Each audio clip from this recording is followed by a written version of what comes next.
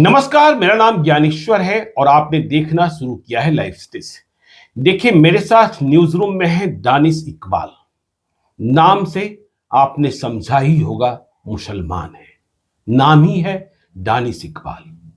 लेकिन हमने इन्हें बुलाया क्यों? जब हमने ये चर्चा सुनी कि दानिश इकबाल पटना के सब्जी बाग के रहने वाले हैं, जहां मुसलमान भरे पड़े हैं, दिल्ली यूनिवर्सिटी से पढ़े लिखे हैं, और दानिश इकबाल के बारे में खबर ये मिली कि ये जा रहे हैं अयोध्या। और 22 जनवरी को जब मर्यादा पुरुषोत्तम जय श्री राम की प्राण प्रतिष्ठा वहां होगी, तो वहां ये सेवा करेंगे। दानिश जी, आप मुसलमान हैं, मुसलमानों में दूसरी प्रतिक्रियाएं हैं, लेकिन आप जा रहे हैं अयोध्या भगवान राम की सेवा में, प्राण प्रतिष्ठा समारोह में। क्या आप जय श्री राम बोलते हैं क्या? देखिए, सबसे पहले तो आपको राम वर्ष की हार्दिक शुभकामनाएं। राम वर्ष की हार्दिक शुभकामनाएं जी, क्योंकि ये जो नया वर्ष है, नया साल है जी, और भगवान श्री राम का जो प्राण प्रतिष्ठा होने वाला इस नए वर्ष में पहले मंथ में जनवरी में, तो इसलिए हम लोग इसको राम वर्ष भी कह सकते हैं। अच्छा जी, नहीं, एक मुसलमान कह रहा है राम वर्ष, वो हिंदू नव वर्ष या आपके यहाँ जो दूसरा चलता है मुसलमान में, इस्लाम में, वो नव वर्ष की बात आप नहीं कर रहे हैं, आप राम वर्ष की बात कर रहे हैं। तो ये मुसलमान, ये हृदय परिवर्तन भगवान राम के प्रति, ये हृदय जय श्री राम के प्रति, तो आप जय श्री राम भी बोलते होंगे। आपके कार्यक्रम की शुरुआत ही हम जय श्री राम बोल कर जय श्री राम से। जी, जय अच्छा, श्री राम। आपको कोई गुरेज परहेज नहीं है? नहीं, आपके सभी दर्शकों को भी जय श्री राम। अच्छा, आपको भय नहीं लग रहा है कि जो दूसरे मुसलमान हैं जो नाराज हो जाएंगे आपसे, दानिश इकबाल से, ये व्यक्ति जय श्री राम क्यों बोल रहा है? नहीं, देखिए ज्ञानेश्वर जी, क्या है कि ये हम जब अपने देश को समझते हैं जी, और अपनी परंपरा, अपनी सभ्यता और अपने कल्चर को समझते जी, हैं, कैमरे की तरफ, तो भगवान राम जो हैं वो सिर्फ एक मजहब से जुड़े हुए नहीं हैं। अच्छा, भगवान राम जो हैं भारत की जो सभ्यता है, हम बार बार कहते हैं कि राम मंदिर का जो विषय था वो आस्था का विषय था, लेकिन मैं कहता हूं उससे आगे बढ़कर कि ये एक सिविलाइजेशन इश्यूज था। अच्छा, ये एक सभ्यता का विषय था। और कोई भी राष्ट्र, कोई भी देश अगर अपने सभ्यता को नहीं बचाता है तो मुस्तकबिल जो होता है उस मुल्क का, वो अंधकारमय होता है। जी। एक पड़ोसी मुल्क है हमारा जो हमसे ही अलग होकर के गया, मतलब पाकिस्तान की बात कर रहे हैं? जी बिल्कुल जी। ना उसकी कोई अपनी विचारधारा है, ना उसकी कोई अपनी सभ्यता है, और जो खैरात में मिले हुए विचारधारा और सभ्यता होते हैं ना, उस मुल्क का कोई मुस्तकबिल नहीं होता है। और वही आज पाकिस्तान के हालात हैं जी। तो प्रधानमंत्री जी ने या माननीय न्यायालय ने जो इस निर्णय को जो दिया है राम मंदिर के निर्माण को, तो ये भारत की 5000 वर्ष की जो प्राचीन परंपरा है, जो सभ्यता है, जो सिविलाइजेशन है, उसको गौरवान्वित करने वाला विषय है, उसको बचाने वाला विषय है। और आज हम हर एक भारतीय, देखिए, हम भारतीय जब कहते हैं तो मजहब से ऊपर उठ करके जी, पूजा पद्धति हमारी अलग हो सकती है, लेकिन हमारे जो संस्कृति है, जो हमारे जो कल्चर हैं, जो हमारे पूर्वज हैं, उनको आप कैसे बदल सकते हैं ज्ञानेश्वर जी? नहीं, आपके पूर्वज तो मुसलमान है ना? नहीं, कैसे मुसलमान? हमारे पूर्वज हिंदू हैं। नहीं, हाँ, हम जो भारतीय मुसलमान हैं। आप भारतीय मुसलमान हैं? जी बिल्कुल, देशज मुसलमान हैं। अच्छा, ये क्या मतलब हुआ? इस देश के अंदर दो तरह के मुसलमान हैं ज्ञानेश्वर जी। एक मुसलमान वो हैं जो आक्रमणकारियों, अतिक्रमणकारियों के साथ भारत में आए, जैसे मुगल वंश भारत में आए, तो उनका उद्देश्य जो था भारत में आने का, वो भारत पे कब्जा करने का, भारत को लूटने का उद्देश्य था। सोमनाथ मंदिर को तोड़ा गया, सोमनाथ मंदिर के जो है जेवरात और वहां के जो सारे के सारे जो चीजें थी उसको लूटा गया। तो मैं कहता हूं कि वो जो मुसलमान आए, उनके जो वंशज हैं, वो विदेशी मुसलमान भारत के अंदर हैं। वो इस्लामिक जो अरबियन और ईरानियन और अफगानी जो कल्चर है उसको लेकर के आए। और हम जो मुसलमान हैं, हम भगवान राम के वंशज हैं। हमने एक पीरियड में अपनी पूजा पद्धति को बदल दी है जी। और पूजा पद्धति बदलने से आप अपने पूर्वज को नहीं बदल सकते हैं। इस बात को इस देश का मुसलमान अब समझ गया है। अच्छा। इसलिए वो गौरवान्वित है कि हमारे पूर्वज, हमारे आराध्य, और राम एक व्यक्तित्व है। राम जो है, राम का मतलब ही होता है रमणी, हर जगह रम जाना, बस जाना। तो इसलिए हम लोग कह रहे हैं कि भगवान राम के इस मंदिर के निर्माण से हम सभी समाज के लोग गौरवान्वित हैं, क्योंकि हमने अपने सभ्यता को बचाने में एक बड़ा मुकाम हासिल किया है और हम उसमें कामयाबी हासिल हुई है कि हमने सभ्यता को बचा लिया भारत के। नहीं दानिश जी, ये बताइए, आप राम मंदिर के निर्माण से बड़े खुश हैं, तो आपको उस दिन और भी प्रसन्नता मिली होगी जो विवादित ढांचा था वहां, जिसे कहा जाता है बाबरी मस्जिद कहा जाता है, जब उसे ढा दिया गया था। तो दानिश इकबाल, देखिए देश के मुसलमानों में प्रतिक्रियाएं थी, गुस्सा था, दानिश इकबाल तब भी होश संभाल रहे होंगे, तो आपको गुस्सा आया था कि आपको लगा था कि नहीं ये विवादित ढांचा था, यह भगवान राम की जगह थी, राम को ही मिलनी चाहिए थी, क्या आपके भीतर गुस्सा भरा था?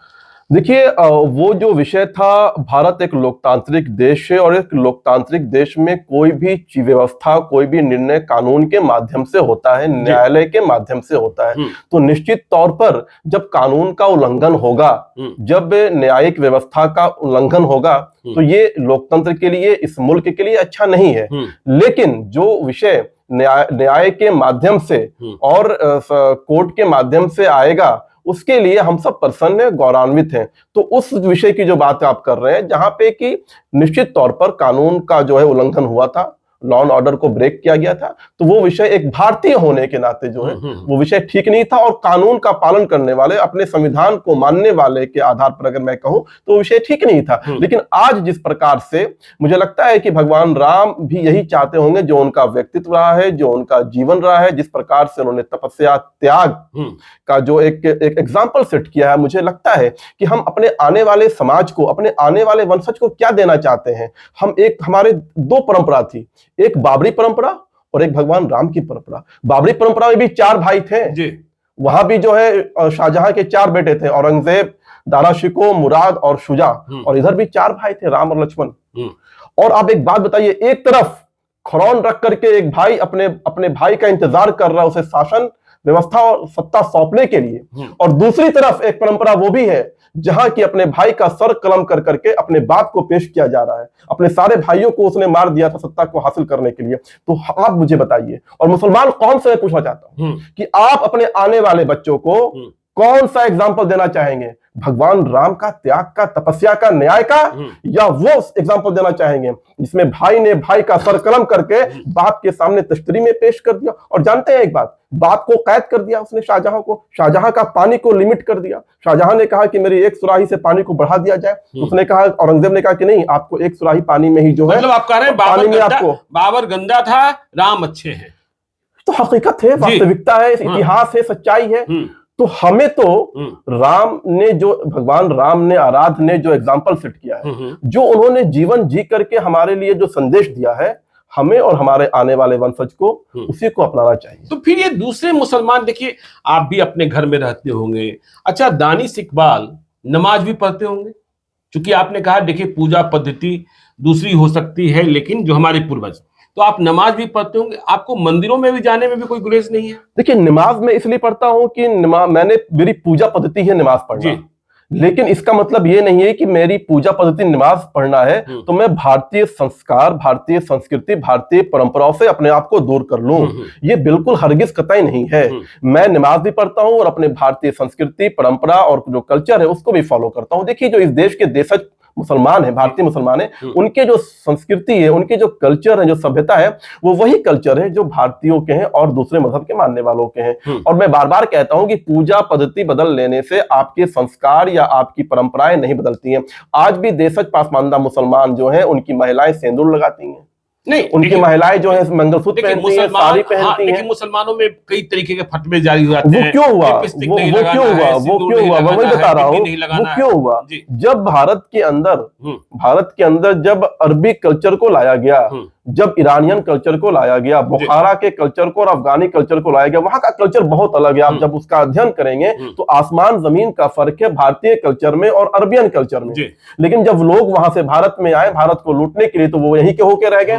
तो उन्होंने अपने कल्चर को स्थापित करने के लिए, अपने कल्चर को जो है हम मुसलमानों पे, जो भारतीय मुसलमान थे, उन पर लागू करने के लिए इस्लाम का डर पैदा किया, मजहब का डर पैदा किया, और मजहब के आधार पर, मजहब के डर के आधार पर हमें बताया कि अगर तुम भारतीय कल्चर को अपनाओगे तो ये गैर इस्लामिक कल्चर है, ये गैर मुसलमानों का कल्चर है, और इस तरह से हमें अपने कल्चर से, भारतीय कल्चर से दूर करने की कोशिश की गई। लेकिन मैं बार बार कहता हूं कि अगर आप अपने कौम को बचाना है, अपने मुल्क को बचाना है, तो अपने कल्चर से, अपनी तहजीब से, अपने तमद्दुन और अपने तरीकों से कभी आप जो है दूर नहीं हो सकते हैं। अगर आप अपने तहजीब तरीके से दूर होइएगा तो आपका भविष्य जो है, मुस्तकबिल जो है अंधकारमय होगा। तो इसलिए अब आज का जो मुसलमान है वो अब उन चीजों को समझने लगा है कि हम बाहर के कल्चर को क्यों फॉलो करें, हम अरब के कल्चर को क्यों फॉलो करें, हम तो भारतीय मूल के हैं, भारतीय मिट्टी के हैं, भारतीय खून के हैं, तो हमारा कल्चर वही है जो भगवान राम का कल्चर था, हमारे आराध वही है, उनका जो संदेश था, उनका जो एग्जाम्पल सेट किया जीवन जीने का, उनका जो राम राज था, हमें वही अपनाना है। लेकिन साथ में पूजा पद्धति जो मेरी होगी वो इस्लामिक तौर तरीके से होगी। मैं नमाज तो पढ़ूंगा लेकिन मैं संस्कार के तौर पर बड़ों का तहजीब के लिए, उनके ताजीम के लिए, उनके सम्मान के लिए उनका पैर भी छूंगा। अच्छा, क्योंकि ये भारतीय कल्चर है। देखिए, मुसलमान पैर नहीं छूते, हाथ नहीं धोते हैं, लेकिन दानिश इकबाल को कोई आपत्ति नहीं है, बिल्कुल नहीं है, ना हाथ धोने में, ना पैर छूने में। नहीं, अच्छा, बिल्कुल कोई आपत्ति नहीं। हाथ आपके इस व्यवहार और आपके इस स्वभाव को देखकर जो दूसरे मुसलमान हैं, जो रूढ़िवादी हैं, वे तो आपको गाली देते होंगे। देखिए, गाली देना उनका काम है, हाँ। लेकिन सच्चाई को सामने रखना मेरा काम है। अच्छा। सच्चाई ये है कि इस्लाम में कहीं ऐसा नहीं लिखा हुआ है। हाँ। इस्लाम का जब कुरान का अध्ययन करेंगे तो कहीं ऐसा नहीं लिखा हुआ है कि हाथ जोड़ देने से जो है आप जो है गैर इस्लामिक हो जाओगे, या हाथ जोड़ दिया मैंने आपके सामने तो मैं इस्लाम से खारिज हो जाऊंगा। ये तो इनका फतवा है, क्योंकि ये अपने अपने अपने कल्चर को लागू करना चाहते थे हमारे ऊपर, लेकिन हम नहीं करेंगे, हम अपने कल्चर को अपनाएंगे। अब आप बताइए, सऊदी अरब का कल्चर क्या है मालूम है? एक दूसरे को जब मिलते हैं तो कैसे ग्रीट करते हैं? नाक से नाक टच करके ग्रीट करते हैं, मालूम होगा आपको। हर जो डेमोग्राफिक जो रीजन है, हर देश का अपना एक कल्चर है। हम अपने कल्चर से दूर क्यों जाएं?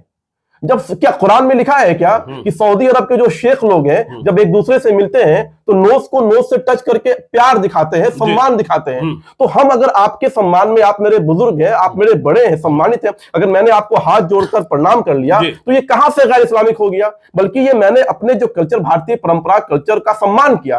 और पैर छूना ये तो ताजीम की चीज है।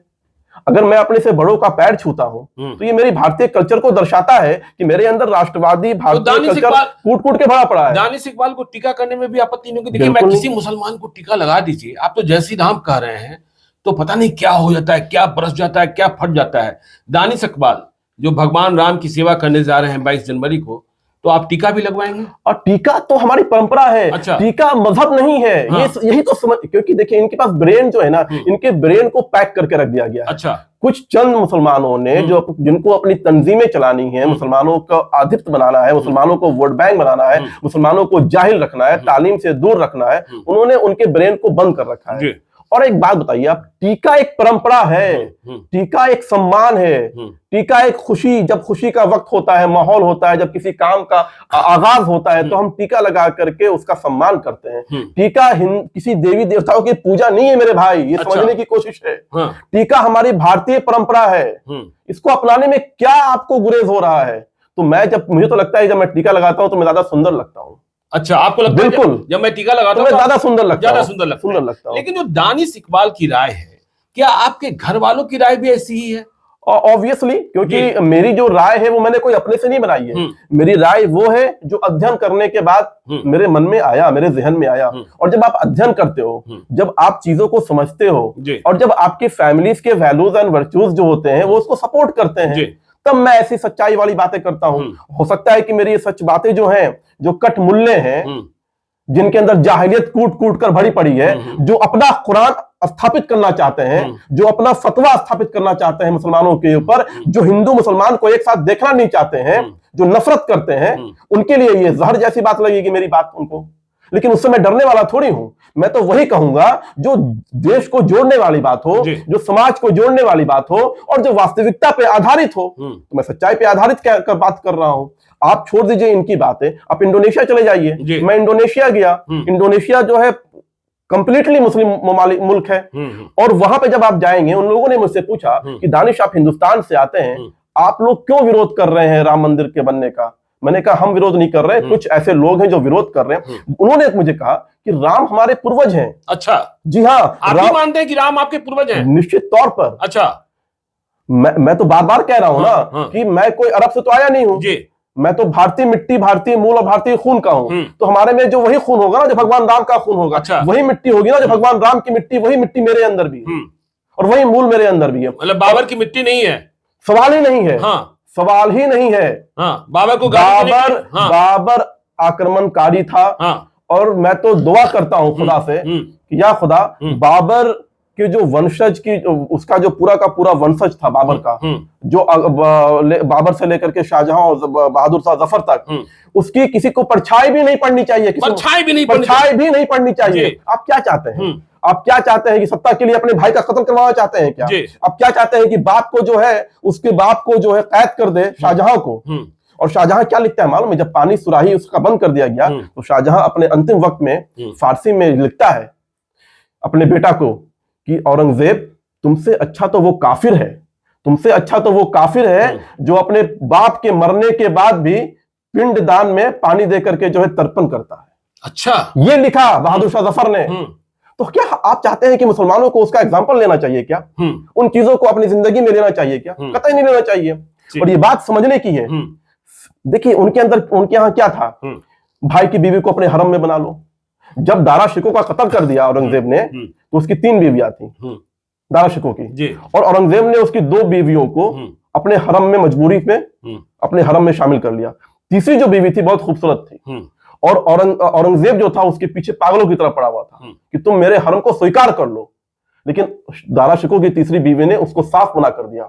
और जब उसको मालूम चला कि दारा शिकोह का सर कलम करके जो है औरंगजेब ने शाहजहां को पेश कर दिया है, तो जानते हैं उस महिला ने क्या किया? उसकी पत्नी ने क्या, दारा शिकोह की पत्नी ने क्या किया? उसने अपने चेहरे को चाकू से काट कर तश्तरी में पेश कर दिया औरंगजेब को। कहा कि तुम जो मुझे मजबूर कर रहे थे हरम में आने के लिए, अब वो चेहरा ही नहीं है कि तुम मुझे छू सको, और उसकी मौत हो जाती है। तो क्या आप चाहते हैं कि हमारे आने वाले जो बच्चे हैं, हमारे आने वाले जो जनरेशन है, वो ये पढ़ करके देखें, ये इसलिए गर्व करें औरंगजेब पे?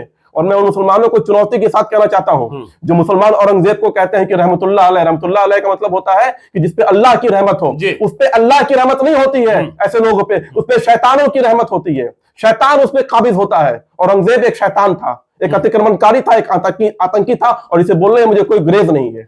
और मुसलमानों को समझना चाहिए, जो लोग कहते हैं कि औरंगजेब बुजुर्ग था, औरंगजेब वली था, नहीं, वली नहीं था मेरे भाई को जी। ऐसे जो कार्य और कृत्य करते हैं वो आतंकी होते हैं ज्ञानेश्वर जी। चलिए, तो बाबर औरंगजेब देखिए ये पूजने के लायक नहीं है, इनके काम जो थे बहुत गंदे थे। तो आप अयोध्या जा रहे हैं, तो चलिए बाबर औरंगजेब के बारे में तो आपने कह दिया है, उनकी परछाई से भी दूर है दानिश इकबाल।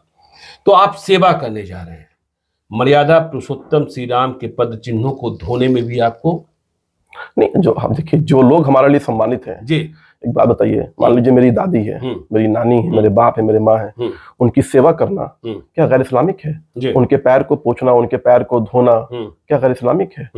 ये मेरा प्यार है, ये मेरा स्नेह है, ये मेरा लव एंड अफेक्शन है कि जो मेरे प्यारे हैं, जो मेरे बड़े हैं, मेरे बुजुर्ग हैं, उनकी सेवा करने में कैसी मुझे संकोच? और वो तो हमारे, उन्होंने जो इस दुनिया में भारत की सनातन संस्कृति में जो उनका मुकाम है, जो उनकी अहमियत है, उसकी बराबरी कोई नहीं कर सकता ज्ञानेश्वर जी। मुझे लगता है कि इस देश के मुसलमानों को पढ़ना चाहिए। अच्छा, आप भगवान राम के बारे में, आप पटना में तो कम पढ़े लिखे हैं, दिल्ली जाकर इस तरीके से आपकी भावना बदल गई, और जब ये भावना बदली होगी, इस तरीके से आप बोलते हैं, भगवान राम की पूजा करने जा रहे हैं, बाबर औरंगजेब जिनको मुसलमान पूजते हैं, तो आपके पीछे लोग लगे नहीं क्या? आपके घर पहुंच नहीं गए क्या लोग? और देखिए, सब्जी बाग में मुसलमान भरे पड़े हैं। एक वाकया ऐसा हुआ था, जब कोर्ट का निर्णय आया था, उसके बाद मेरे कुछ बयान थे इस विषय को लेकर के, तो कुछ सब्जी बाग के ही कुछ लोग जो है, काफी 40-50 की संख्या में जो है मेरे यहाँ अपार्टमेंट में आ गए थे। इत्तेफाकन मेरे फैमिली के लोग जो उस वक्त मुंबई में थे, तो मेरी जो नेबर आंटी हैं, उन्होंने मेरी माँ को फोन करके बताया कि जो है आपको लोग खोज रहे हैं, और आपके बेटा के बारे में कह रहे हैं कि वो जो है हिंदू हो गया है और मुसलमानों के खिलाफ बातें कर रहा है। तो मेरी माँ ने उनको जवाब दिया कि जो है, मैं अपने बेटा को जानती हूँ, वो वही बात बोलता है जो वो पढ़ता है, जो वो देखता है, जो तर्क पे आधारित होता है। तो मैं नहीं मानती कि उसने ऐसा कुछ बयान दिया होगा, ऐसा कुछ बोला होगा। तो उन लोगों ने काफी हंगामा किया, और मुझे लगता है कि ये जाहिलियत की पराकाष्ठा है। और मुझे लगता है कि जिस दिन इन मुसलमानों को तालीम हो जाएगा, जिस दिन ये अध्ययन कर लेंगे, तब शायद ये सारी चीजें दूर हो जाए। दानिश जी, ये बताइए कि ठीक है, आपने कहा आपके घर पर भी लोग पहुंच गए थे, तो अयोध्या आप जा रहे हैं, और अयोध्या पहुंचकर आप भगवान राम की पूजा करेंगे, उनके पैर को धोएंगे, ये सारी बातें सही हैं।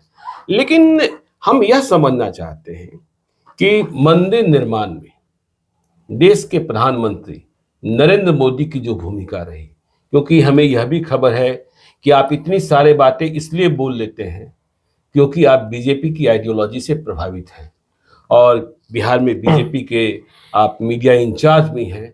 तो नरेंद्र मोदी की भूमिका इस मंदिर के निर्माण में, और देख रहे हैं आप तो जा रहे हैं, शंकराचार्य आ नहीं रहे हैं, तो नरेंद्र मोदी की भूमिका के बारे में आप क्या कहना चाहते हैं? देखिए, ये जो 500 वर्षों से चला आ रहा विषय था, शायद ही किसी को ये अंदाजा भी नहीं होगा कि इतने आसानी तरीके से और इतनी शांतिपूर्वक इसको सुलझा लिया जाएगा। और जो लोग, जो मुस्लिम समाज के जो लोग थे, उन्होंने इस बात को बार बार दोहराया था कि कोर्ट का निर्णय जो भी होगा उसको, वो हमें स्वीकार होगा और सम्मानपूर्वक हम उसको स्वीकार करेंगे। तो जो भारतीय मुसलमान थे 85%, जो देशज मुसलमान थे, उन लोगों ने कोर्ट के निर्णय को बिल्कुल हृदय से स्वागत किया, हृदय से उसको स्वीकार किया, और वो लोग सब लोग प्रसन्न हैं, खुश हैं, गौरवान्वित हैं। आप देखिए अभी अयोध्या के अंदर जो लोग उसके अंदर जो पार्टी थे, जो कोर्ट में केस लड़ रहे थे, वो भी आज स्वागत कर रहे हैं जी। आज मुस्लिम समाज के लोगों ने पूरा जमीन दे रखा है वहां पे लोगों के लिए कि भाई वहां पे जो प्राण प्रतिष्ठा का जो कार्यक्रम है उसमें जितना सहयोग हो सकता है सारे मुसलमान लोग कर रहे हैं। लेकिन हाँ, कुछ लोग ऐसे हैं, देखिए जब इस देश का बंटवारा हुआ, पाकिस्तान अलग तो हो गया, लेकिन पाकिस्तान अलग होने के बाद भी जन्ना की विचारधारा, जन्ना की जो सोच थी, वैसे लोग कुछ भारत के अंदर छोटे छोटे पाकिस्तान के पॉकेट के रूप में अभी भी मौजूद है। और वो लोग रह रहकर कुछ इस तरह की बातें करते हैं, जब जैसे उनकी जो विचारधारा है कि हिंदू मुसलमान एक साथ नहीं रह सकते, हिंदू मुसलमान में जो है प्रेम और स्नेह नहीं हो सकता, तो वैसे लोग आज भी पॉकेट के रूप में, पाकिस्तानी पॉकेट के रूप में भारत में रहते हैं। और वे लोग ही जो है बार बार कहते हैं कि हम फिर से जो है उसको मस्जिद बनाएंगे और फिर से ये गलत हुआ और ये हुआ। तो ऐसे लोगों को इस देश के अंदर ना मुसलमान उनको जो है किसी प्रकार का कोई भाव दे रहे हैं, ना देश दुनिया में कहीं उनको भाव मिल रहा है। वो अपनी दुकान चलाने के लिए ऐसी बातें करते हैं, उनकी सोच गंदी है, जहनियत वही है जो जिन्ना की जहनियत है। अच्छा, ये देखिए, कानूनी रूप से 3 तलाक खत्म हो जी, लेकिन आप मुसलमान हैं, मुसलमानों के बीच से आते हैं, क्या 3 तलाक कानून सही था? और 3 तलाक कानून की जो प्रक्रिया है या जिस तरीके से इसे लेकर बहुत सारी चर्चाएं होती हैं, तो 3 तलाक को लेकर महिलाएं परेशान थी कि नहीं थी? ईमानदारी से बोलिएगा। देखिए, 3 तलाक का जो प्रोसेस था तलाक देने का, ये गैर इस्लामिक था, कुरान के मुताबिक बिल्कुल नहीं था, अल्लाह के मुताबिक बिल्कुल नहीं था, और इस धरती का सबसे बड़ा पाप था। मैं तो कहता हूं कि ये जो कोर्ट में जो लोग विरोध कर रहे थे ट्रिपल तलाक के कानून का, मुस्लिम पर्सनल लॉ बोर्ड या और जो लोग, ये लोग बेशरम लोग हैं, हिपोक्रेट लोग हैं। इनको तो शर्म से अपना चेहरा नहीं दिखाना चाहिए इस देश की जनता के सामने, और खासकर मुस्लिम बहनों के सामने। जानते हैं, पहले मैं बताता हूँ कोर्ट में क्या हुआ। जब कोर्ट ने कहा कि हाँ भाई, ये जो है प्रोसेस जो है गलत है, और ये कुरान से भी जो है तस्दीक हो गया, कुरान के माध्यम से भी साबित हो गया, और इस्लामिक तौर पर भी साबित हो गया कि ट्रिपल तलाक का प्रोसेस गलत है। जब इनको लगा कि अब तो हम हार चुके हैं, जानते हैं इन्होंने क्या कहा? इन्होंने कहा कि हाँ ठीक है, मैं भी मानता हूं, कोर्ट के अंदर बाद में, कि हाँ ठीक है, मैं मानता हूं कि ट्रिपल तलाक का जो विषय है गलत है, कानून गलत है, लेकिन मुझे यह हक दिया जाए कि मैं इसमें जो है तब्दीलियां लाऊं। तो मेरे भाई, इतना सालों से कहां सो रहे थे? जब तुम ये एक्सेप्ट कर रहे हो कि ट्रिपल तलाक का कानून गलत था, तो तुम क्यों उन बहनों को, उन माओं को, उन बेटियों को जहन्नम की आग में ढकेल रहे थे? तुम्हारे पास जवाब है क्या ऐसे लोगों का? लेकिन कोई मुसलमान स्कॉलर, कोई मुसलमान जो तंजीमें इन पर सवाल खड़ा नहीं करती हैं। और जानते हैं, ट्रिपल तलाक का जो विषय था, जब तलाक इस धरती पर होता है तो सबसे नागवार चीज होती है जो अल्लाह को लगती है। और जब तलाक होता है इस सरजमी पर, तो जो अर्श मौला है आसमान पे, वो हिल जाता है। और अल्लाह ने तलाक का एक प्रोसेस बनाया है। अल्लाह ने बताया है कुरान के अंदर कि जब हमने मानव का निर्माण किया, स्त्री और पुरुष का निर्माण किया, उसके बीच में शादी और विवाह हुआ, फिर हमने दोनों को एक जोड़ा बनाया, तो फिर वो बताते हैं अल्लाह की जब आपके अंदर किसी प्रकार का कोई विषय आए, तो आपका प्रोसेस ये है कि आप लोग बातचीत करना बंद कर दो, सुलह हो जाए। फिर भी नहीं होता है तो लगता है कि 2 पक्ष स्त्री की तरफ से आ जाओ, 2 पक्ष जो है पंचायत हो जाए, सुलह हो गया, देन वेल गो अहेड। उसके बाद भी लगता है कि नहीं जी, विषय तो बड़ा लंबा चल रहा है, तो फिर आप लोग अपने अपने बेडरूम अलग कर लो, तो शायद बात बन जाए। वो भी नहीं होता है तो फिर 1 महीने का टाइम होता है ज्ञानेश्वर जी, 1 महीने का टाइम दिया जाता है कि 1 महीने में अगर हम लोगों को लगता है कि सुलह हो सकती है, तो दिन अहेड, आप आगे जाइए, गो अहेड। नहीं होता है तो फिर सेकंड मंथ में जाइए। सेकंड मंथ में भी आपके अंदर लगता है कि नहीं सुलह नहीं हो सकती है, और तीसरे मंथ में जाकर के आपको लगता है कि अगर हम लोग एक साथ रहेंगे तो ये हम दोनों के लिए जो है हानिकारक होगा, नुकसानदेह होगा, शायद हम कुछ गलत कर जाएं, शायद हम किसी की हत्या कर जाएं। तो इस वजह से अल्लाह ने कुरान में फरमाया कि तीसरे मंथ में आपको यह निर्णय ले लेना चाहिए कि हम लोगों को अलग अलग हो जाना है। ये रियल प्रोसेस था। और ट्रिपल तलाक क्या था जिसको ये लोग जो है बैक कर रहे थे, जिसको ये लोग जो है सपोर्ट कर रहे थे, जिससे कि हमारी बहनों की जिंदगियां खराब हो गई थी। वो ये था कि भाई रोटी अगर जली हो गई है और शौहर को गुस्सा आ गया तो उसने अपनी बीवी को जो है तलाक तलाक तलाक बोल दिया और तलाक हो गया, और मुल्ले और मौलाना ने उसने मोहर मार दिया। सऊदी अरब में बैठा हुआ शौहर है और किसी बात से वो नागवार हो गया अपनी पत्नी से, और उसने वहीं से फोन पे बोल दिया तलाक तलाक तलाक। बेचारी को उसके मैके वाले आके ले गए, क्या भाई तो उसका तलाक हो गया, उसका जीवन यापन क्या होगा, उसके बच्चे का हक हुकूक क्या होगा। तो इन लोगों ने जो काम किया है, इन मुस्लिम तंजीम के लोगों ने, और खासकर मुस्लिम पर्सनल लॉ बोर्ड ने, मैं तो कहता हूं कि रावण से भी बुरा काम नहीं हो सकता है जिन्होंने इन्होंने किया। चलिए, रावण से भी बुरा काम नहीं हो सकता। लेकिन एक अंतिम सवाल, दानिश इकबाल अभी भी जवान है, मुझे नहीं पता आपकी शादी हुई है कि नहीं। अभी नहीं हुई है। अभी नहीं हुई है। लेकिन जब आप शादी करेंगे तो आप अपनी पत्नी को सिंदूर, बिंदी, लिपस्टिक लगाने की इजाजत देंगे? जब मेरी माँ भारतीय परंपरा संस्कृति को फॉलो करती है, तो मेरी पत्नी को क्या ऑब्जेक्शन होगा? बिल्कुल नहीं। उसके लिए बुर्का पहनने के लिए नहीं कहेंगे ना? मैं तो बुर्का का सबसे बड़ा मुखालफत करता हूँ। अच्छा, बुर्का कौन सी परंपरा है? जींस पहन रहे हैं, उन्हें भी जींस पहनने देंगे? निश्चित तौर पर। अच्छा, बिल्कुल। मैं तो कहता हूँ कि हम लोग, देखिए एक चीज तो समझना पड़ेगा, हम जो सोच के लोग हैं वो है फ्रीडम, आजादी। हर व्यक्ति को इस जीवन में जीने की आजादी है। संबंध हमारा आपसे हो सकता है, आप मेरी माँ हैं, आप मेरी पत्नी हैं, लेकिन उसके बावजूद आपकी अपनी पर्सनल जीवन भी है, पर्सनल लाइफ भी है। तो इस्लामिक जो इन लोगों की सो कॉल्ड इस्लामिक जो है कि नेल पॉलिश नहीं लगाना है, लिपस्टिक नहीं लगाना, ये जाहिलियत है, ये बकवास है। ये एक सिर्फ और सिर्फ औरतों को घर में कैद रखने के लिए एक टूल्स की तरह इस्तेमाल करते हैं। और उसमें उन्होंने क्या डाल दिया? अल्लाह का डर, इस्लाम का डर। तो ये सब जाहिलियत है, ये सब चीजें खत्म होनी चाहिए। और आज तो महिलाएं चांद पे जा रही हैं। आज महिलाएं जो है मोदी जी की सरकार में नेतृत्व में देखिए कितना आगे जा रही हैं। स्पोर्ट्स में हमारी महिलाएं आगे जा रही हैं, हर चीज में आगे जा रही हैं। चलिए ठीक है, तो आप अयोध्या जाइए, हम लोग के लिए भी प्रसाद लेकर आइएगा, भगवान राम की पूजा करके आइएगा। तो ये मेरे साथ दानिश इकबाल साहब थे, राम भक्त मुसलमान हैं, जो मानते हैं राम पूजनीय हैं, पूजनीय रहेंगे। तो देखते रहिए लाइव सीरीज को। यदि अब तक आपने हमारे यूट्यूब चैनल लाइव सीरीज को सब्सक्राइब नहीं किया है तो जरूर कर लीजिएगा, और यदि इस वीडियो को आप फेसबुक पेज के माध्यम से देखा है तो पेज को लाइक कीजिएगा, ट्विटर पर भी हमें फॉलो कीजिए। धन्यवाद।